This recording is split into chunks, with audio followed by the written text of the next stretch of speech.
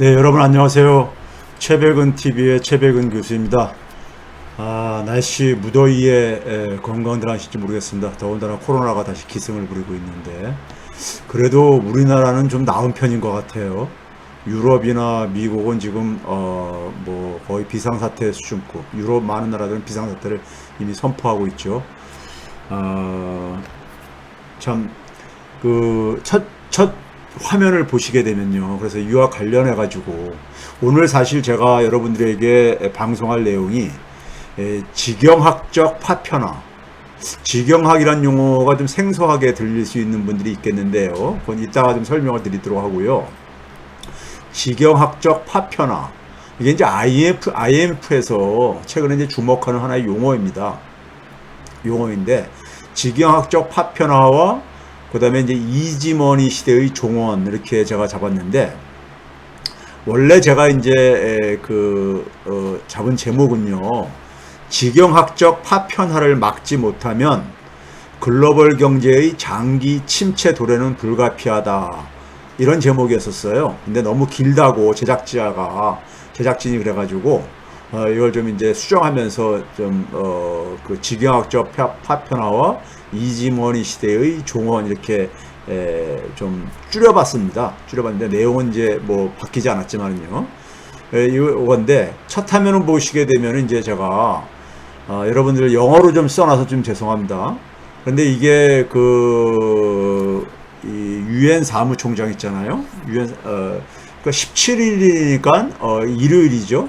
17일부터 19일 사이에 독일에서 그러니까는 긴급 기후변화 회담이 40여 개 국가가 참여한 기후변화 회담이 열렸다고 외신을 통해서 전해 들었습니다.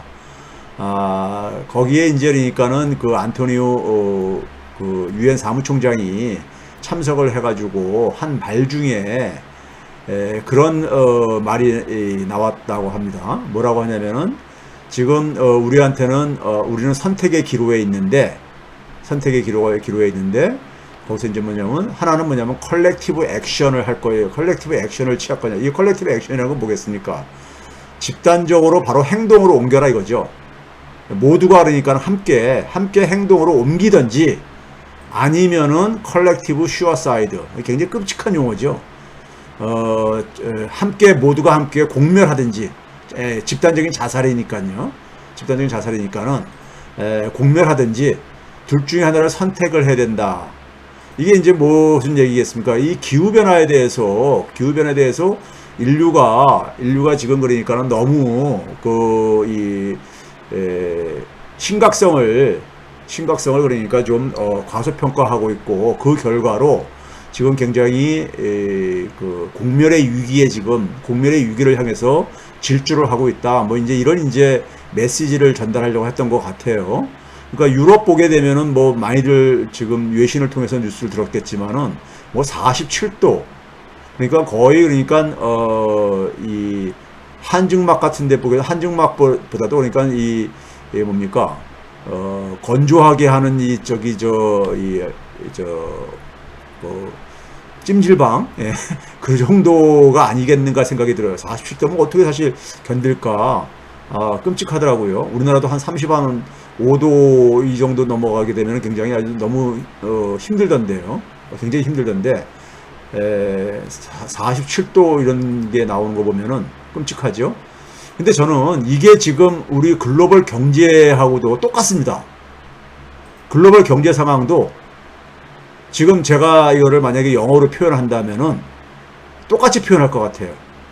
컬렉티브 액션을 취하든지, 아니면 컬렉티브 슈어사이드, 같이 공멸을 하든지, 둘 중에 하나를 지금 그러니까 선택을 강요받고 있다. 이게 지금 경제도 똑같습니다. 오늘 이제 그래서 제가 이거를 인용을 한 거예요. 이게 컬렉티브 액션 하게 되면 사회과학을 공부하신 분들은 집단 행동의 딜레마라는 개념을 들어본 경험이 있을 거예요. 집단 행동의 딜레마라는 것이 어떤 공통의 이해관계가 걸려있는 문제.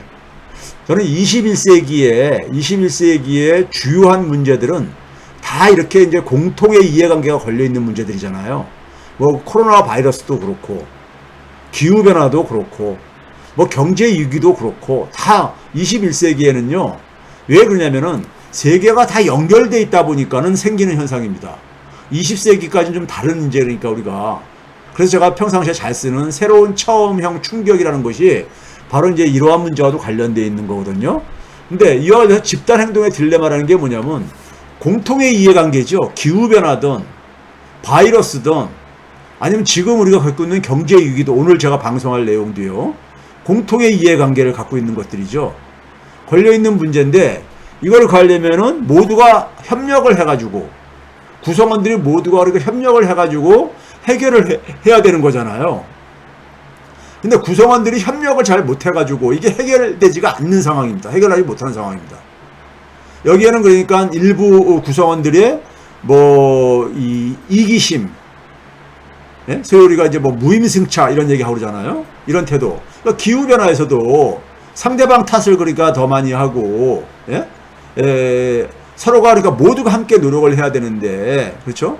이렇게 되지 못함으로써 이제 그러니까 우리가 이 공통의 이해관계가 걸려있는 문제는 모두가 함께 협력을 해가지고 풀어나가야 되는데, 협력이 잘 안 되는 상황인 거죠.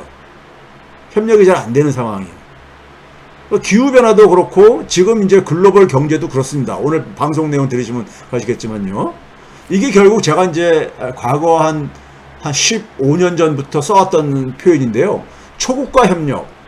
세계화 시대라는 것은 우리가 경제도 그러니까는 모든 전 세계가 다 촘촘하게 그물망처럼 연결이 됐단 말이에요. 연결이 되고 기술적으로도 그러니까 다 연결이 됐잖아요. 그래서 우리가 초연결 시대 살고 있다잖아요. 근데 연결이 되었으면은 기본적으로 협력을 하지 않으면 해결을 못 합니다. 다 공통의 이해관계를 갖고 있는 거기 때문에. 그래서 개별 국가를 넘어서는 어떤 협력, 그걸 저는 이제 초국가 협력이라고 얘기하는데요. 이건 뭐 유로존 같은 나라들뿐만이 아니라 전 세계가 다 겪고 있는 지금 문제예요.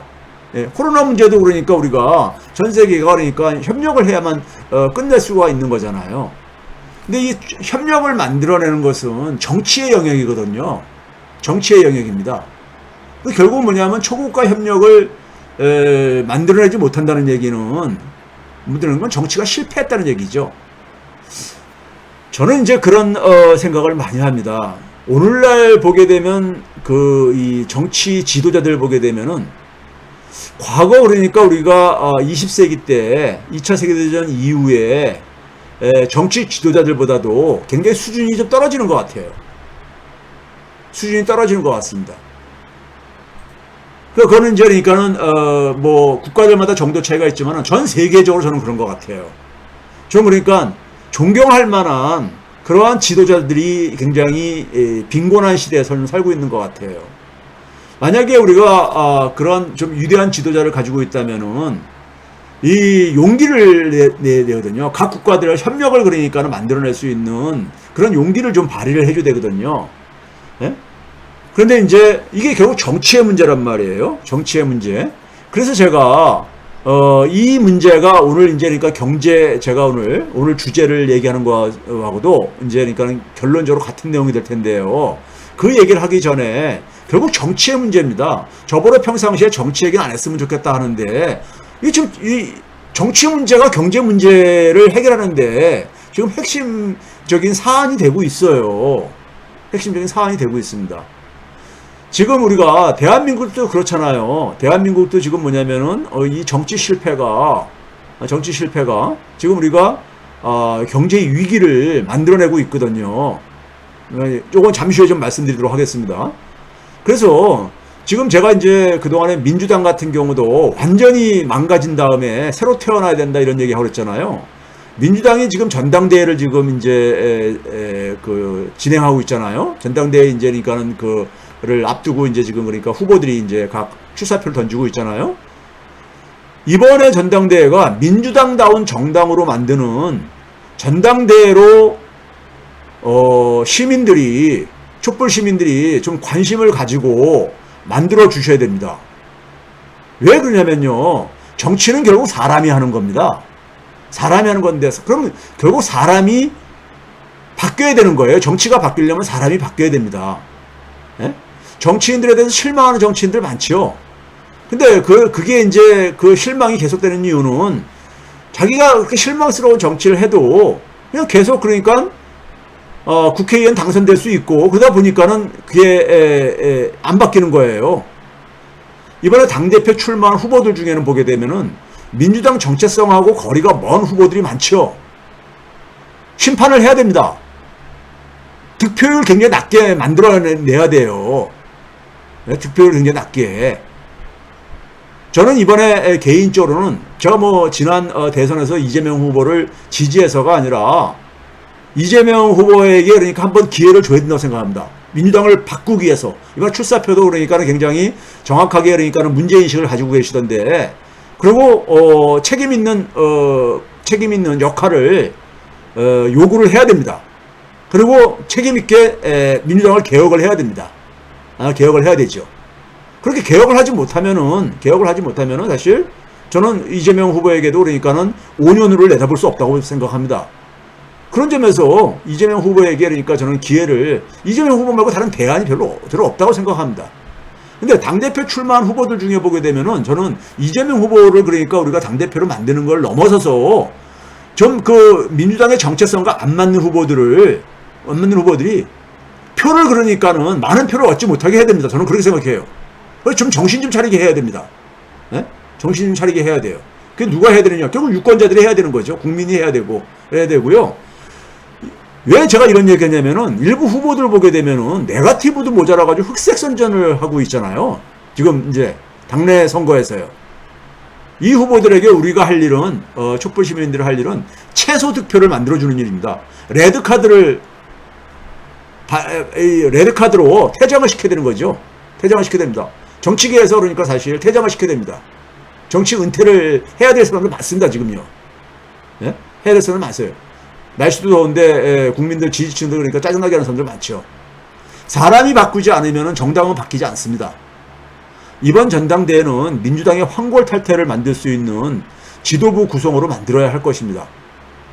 저는 뭐 이제 최고위원들은 뭐 모르는 분들도 많습니다. 근데 최고위원 중에 뭐 제가 뭐 개인적으로 부탁받은 것도 아니고 제가 평상시 제가 이제 봐왔던 거지만은 이수진 후보, 동작구의 그러니까 이수진 후보는 좀 이 최고위원으로 좀 선출됐으면 하는 바람입니다. 이게 제 개인적인 바람입니다. 여러분들 생각은 어떨지 모르겠지만요.